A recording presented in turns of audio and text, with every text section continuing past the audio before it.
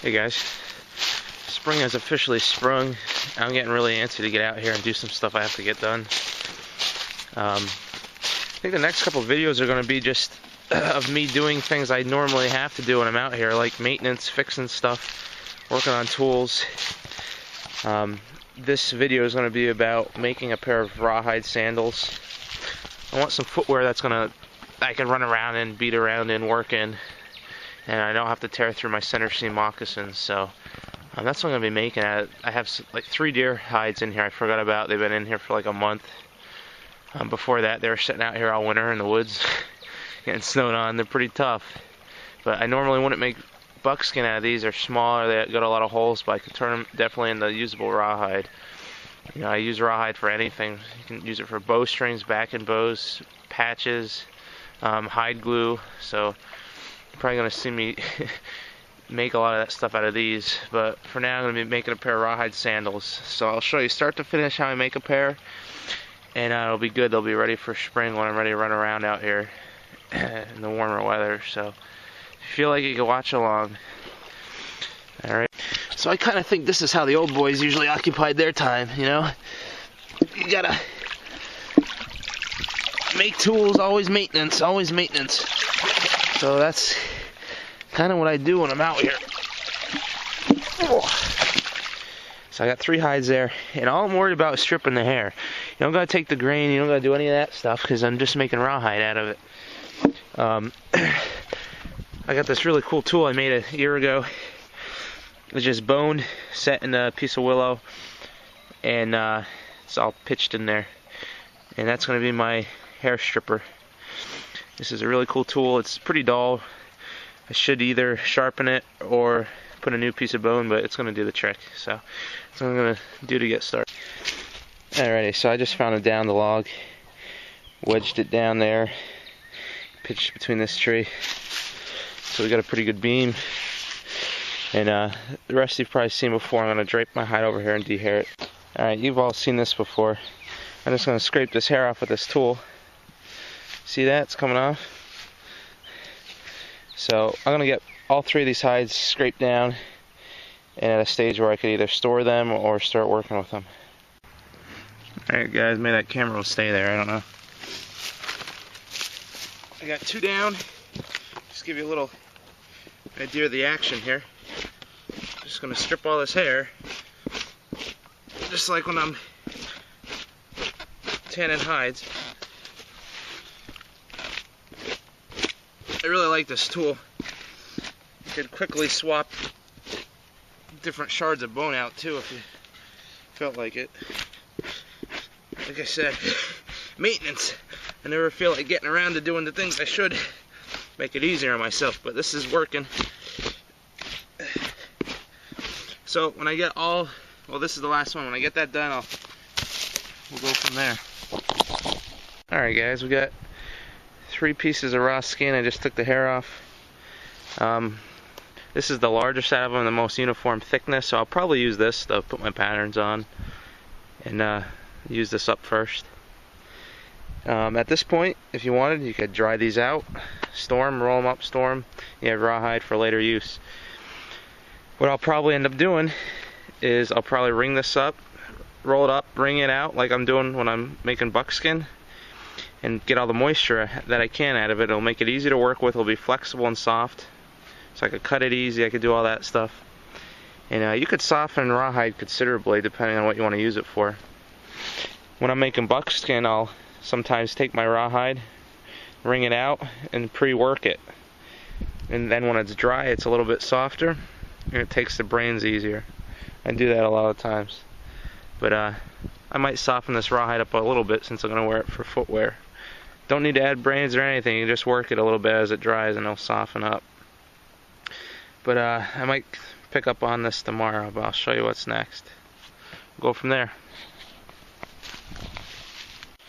Alright guys, so what we have here is that hide I'm going to start putting my patterns on. The other 2 hides are already dried out. And I've left this one in the creek so it'd stay moist and flexible, so it'd be easy to work with. I was going to try to wring it out and kind of pre-work it a little bit and soften it, but it's so cold out, the hide just keeps freezing and stuff, so I'm not even going to worry about it. Alright, we're going to get started, and you'll see what I'm doing. Alrighty guys, so what I'm going to do here is I'm going to trace my foot. I'll leave my sock on so I don't scare any of you guys. And I'm going to try to rob some of this neck meat, so be a little bit more durable up around the toes. And you'll see what I'm doing. I just got a pencil here, a piece of charcoal. And I'm going to start by tracing around the foot and try not to burn my sock because this thing's still smoking. When I get down here to the bend of the heel, the front of the heel, I'm going to put a couple little tabs. You really can't see what I'm doing.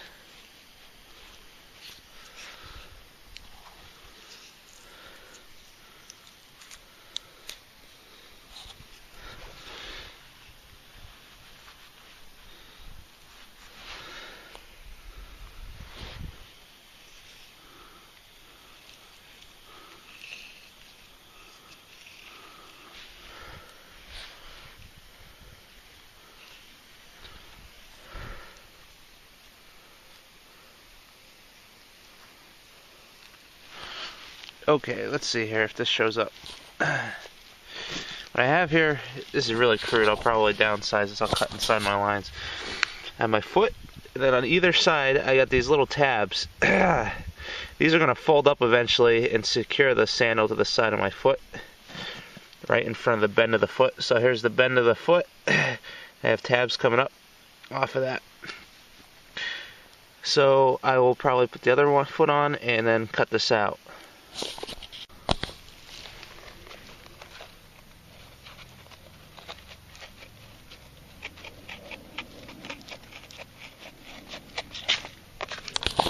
Alright guys, you see that? It's pretty frozen.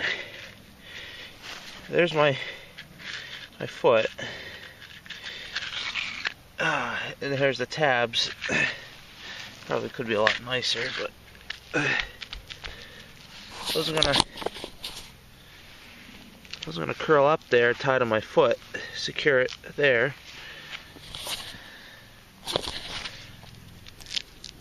That looks alright, I guess. Now I'm gonna trace the other one on there and cut it out. Alright guys, I got my two patterns cut out, and now all I'm gonna do is put my foot back up on here, get it lined up how I'd wear it.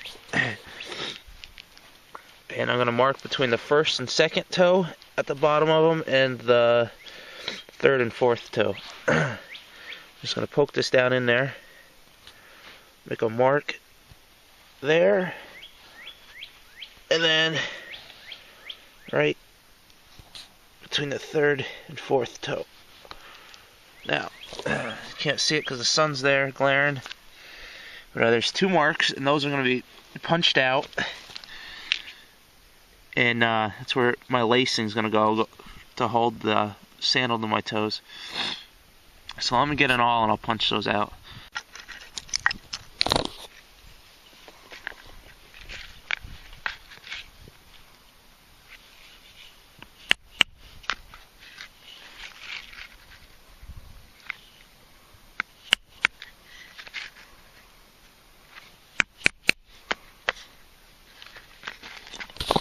Okay, hopefully you guys can see those. Might just open those up a little bit, but it all worked good, and I'll show you what's next.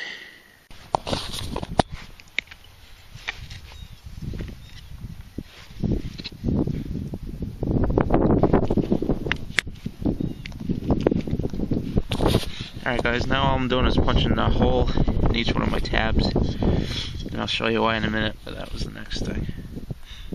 Alright guys, so at this point you can start lacing these up. I got holes punched between the toes and then on the tabs.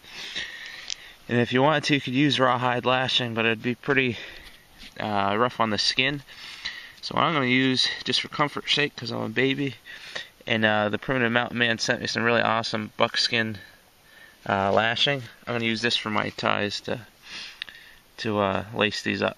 So I'll show you how I do that in a minute. Alright guys, hopefully you can see how this went. I started the lashing by putting one end down through. Goes around, comes back up, and then you crisscross them. Go right through the tabs. And this will slide right between the second and third toes, like that. Then you could tie these around the ankle, like this.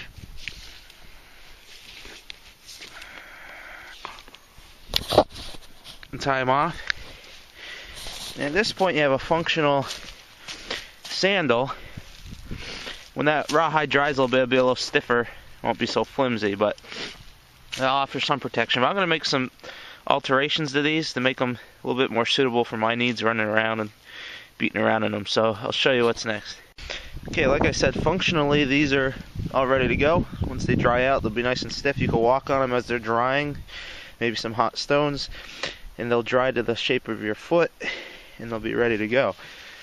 But since I'm going to be pretty hard on these, they're going to be my, everyday beaters. I'm going to add another layer, and I'll just whip stitch it to the one I'm wearing right now. So I'll add an extra layer of rawhide to beef them up a little bit, an extra pad, and then I think I'm going to come back here and add ties so it'll pull the heel up. Pull this heel up when I lash it so my heel doesn't ever flap. We'll see. And if my battery doesn't die, you might see some of that. Alright guys, so what I'm using here is kind of especially all, I think I got this off a deer skull by the front, the nose or something. I can't really remember, but that's what it looks like. And if both my pads are the same width, I could just use a running stitch or a whip stitch, whatever, but I put my bottom pad, it's a little wider, you can see that. And what that's going to do is I'm going to punch a hole on either one. This will punch a hole on this one and this one, corresponding hole. And when I whip it, the edge will curl all the way up around it. Well, it should at least. Which will, I think will be good. It will prevent these from getting snagged and stuff. So I'm just going to go around the perimeter and punch a hole on either side all the way around, and then I could whip it up. I'm not sure if I'm going to do anything for the heel or not. I was going to put like a tie coming up, and that would hold my heel up. I'm not sure if it needs it, but we'll go from here. See what that all's doing? It's punching holes on either side, so they line up, just like that. All right. Alrighty guys, here are the finished rawhide sandals. My battery is dying, so I had to charge it. So last I talked to you, I was punching the holes around because I added an extra layer to these, so you can see there's like 2 layers there. And all I did was whip stitch around the edge with back straps, and actually I went to town on these. And I'm glad I did, because these are really awesome, I think. They curled up around the edge. As they dried to the shape of my foot, just like I was hoping. And I'm actually really happy with them. They feel great. I'm walking around, I don't even realize I have something on my feet. So I'll put them on and show you how they came out. Oh yeah. Then on the back here, under my first layer, I added a tie, and that holds the heel up when I lace them. I'll show you how I do it, but because my heel was flapping a little bit, and I don't like that. So these stay right on me. They hug my feet. I can run around, and they're really durable, and they're cool.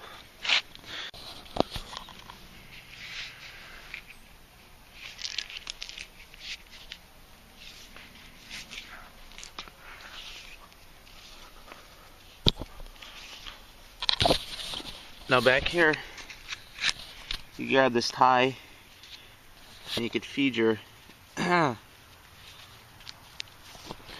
lacing through it, just like that. Now when you finish wrapping up, it pulls that up.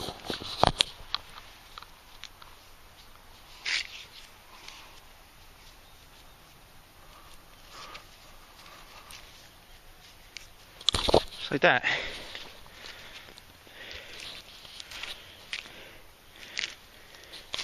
Pretty sweet. And great too, I don't feel the rocks anymore.